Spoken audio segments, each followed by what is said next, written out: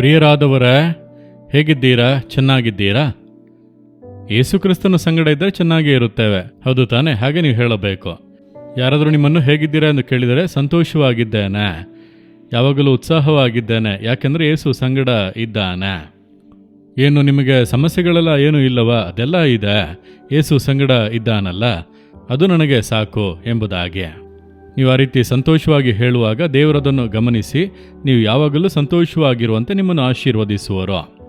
ದಾವೀದನು ಎಂಬಂಥ ಭಕ್ತನ ಕುರಿತಾಗಿ ಸತ್ಯವೇದದಲ್ಲಿ ನೋಡುತ್ತೇವಲ್ಲ, ಅವನು ಚಿಕ್ಕ ವಯಸ್ಸಿನಲ್ಲೇ ಯೆಹೋವನು ನನಗೆ ಕುರುಬನು, ಕೊರತೆ ಪಡೆನು ಎಂಬುದಾಗಿ ಸಂತೋಷವಾಗಿ ದೇವರನ್ನು ತನ್ನ ಕುರುಬನನ್ನಾಗಿ ಮಾಡಿಕೊಂಡನು.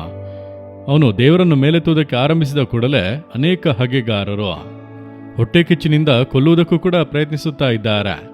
ಶತ್ರುಗಳು ಸುತ್ತುವರೆದು ಅನೇಕ ಹೋರಾಟಗಳು ಓಡುತ್ತಲೇ ಇದ್ದಾನೆ, ಜೀವ ಉಳಿಸಿಕೊಳ್ಳಲು ತಪ್ಪಿಸಿಕೊಂಡು ಓಡುತ್ತಾ ಇದ್ದಾನೆ. ಈ ರೀತಿ ಸಮಸ್ಯೆಗಳು ಒಂದು ಕಡೆ. ಆದರೆ ಒಮ್ಮೆ ನೋಡಿರೆ ಕೀರ್ತನೆಗಳು 18:35 ವಾಕ್ಯದಲ್ಲಿ ಅವನು ಹೇಳುತ್ತಾನೆ, ದೇವರೇ, ನಿನ್ನ ಕೃಪಾ ಕಟಾಕ್ಷವು ನನಗೆ ದೊಡ್ಡ ಸ್ಥಿತಿಯನ್ನು ಉಂಟು ಮಾಡಿದೆ.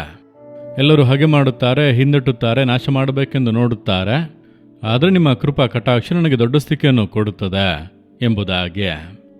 ಈ ಕೀರ್ತನೆಯನ್ನು ಅವನು ಯಾವಾಗ ಬರೆದನು ಅಂದರೆ, ಅವನನ್ನು ಹಾಗೆ ಮಾಡಿದಂಥ ಎಲ್ಲ ಶತ್ರುಗಳ ಕೈಯಿಂದ ದಾವೀದನನ್ನು ದೇವರು ತಪ್ಪಿಸಿದ ಸಮಯದಲ್ಲಿ ಅವನಿಗೆ ಜಯ ಕೊಟ್ಟಾಗ ಅದನ್ನು ಬರೆದನು.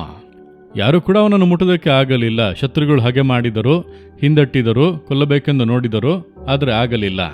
ಕರ್ತನು ಅವನನ್ನು ಕಾಪಾಡಿದ್ದರಿಂದ ಹೇಳುತ್ತಾ ಇದ್ದಾನೆ, ದೇವರೇ, ನಿಮ್ಮ ಕೃಪಾ ಕಟಾಕ್ಷ, ನಿಮ್ಮ ಕರುಣೆ, ನಿಮ್ಮ ಕೃಪೆ, ನಿಮ್ಮ ಪ್ರೀತಿ, ನಿಮ್ಮ ಕನಿಕರ, ನಿಮ್ಮ ಸುರಕ್ಷತೆ, ನಿಮ್ಮ ಕೃಪಾ ಕಟಾಕ್ಷ ನನಗೆ ದೊಡ್ಡ ಸ್ಥಿತಿಯನ್ನು ಉಂಟು ಮಾಡಿದೆ ಎಂಬುದಾಗಿ ಹೇಳುತ್ತಾನೆ.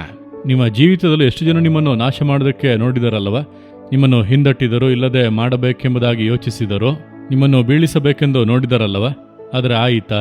ದೇವರ ಕೃಪೆ, ದೇವರ ಕನಿಕರ, ದೇವರ ಕೃಪಾ ಕಟಾಕ್ಷ, ಆತನ ಕರುಣೆ, ಅದು ನಿಮ್ಮನ್ನು ಕಾಪಾಡಿದೆ ಅಲ್ಲ, ದೊಡ್ಡ ಸ್ಥಿತಿಯನ್ನು ಉಂಟು ಮಾಡಿದೆ.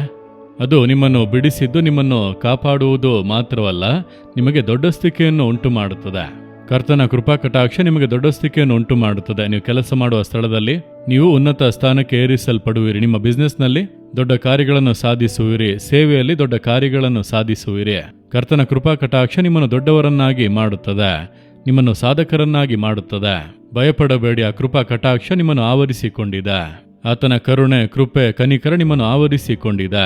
ಅದನ್ನು ಆಶ್ರಯಿಸಿಕೊಳ್ಳಿರಿ. ದೇವರೇ, ನನ್ನ ಬಲವಲ್ಲ, ನನ್ನ ಧೈರ್ಯವಲ್ಲ, ನನ್ನ ಜ್ಞಾನವಲ್ಲ, ನಿಮ್ಮ ಕರುಣೆ, ನಿಮ್ಮ ಕೃಪೆ, ನಿಮ್ಮ ಕನಿಕರವನ್ನು ಆಶ್ರಯಿಸಿಕೊಳ್ಳುತ್ತೇನೆ.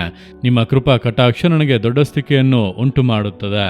ಆ ರೀತಿ ಹೇಳಿರಿ, ನೀವು ಜಯವನ್ನು ಕಾಣುವಿರಿ. ಇಂದು, ಈಗ, ಈ ಕ್ಷಣ ಮೊದಲುಗೊಂಡು ಬದಲಾವಣೆಗಳನ್ನು ಕಾಣುವಿರಿ. ತಂದೆಯೇ, ನಿಮ್ಮ ಕೃಪಾ ಕಟಾಕ್ಷ ನನಗೆ ದೊಡ್ಡ ಸ್ಥಿತಿಯನ್ನು ಉಂಟು ಮಾಡುತ್ತದೆ ಎಂದು ಈ ಮಗನು, ಈ ಮಗಳು ಬೇಡಿಕೊಳ್ಳುತ್ತಿದ್ದಾರೆ, ನಂಬಿಕೆಯನ್ನು ಅರಿಕೆ ಮಾಡುತ್ತಾ ಇದ್ದಾರೆ. ನೀವು ಅದನ್ನು ಘನಪಡಿಸುವಂತೆ ಈ ಮಗನಿಗೆ, ಈ ಮಗಳಿಗೆ ದೊಡ್ಡ ಸ್ಥಿತಿಯನ್ನು ಅನುಗ್ರಹಿಸಿ ಆಶೀರ್ವದಿಸಿರಿ.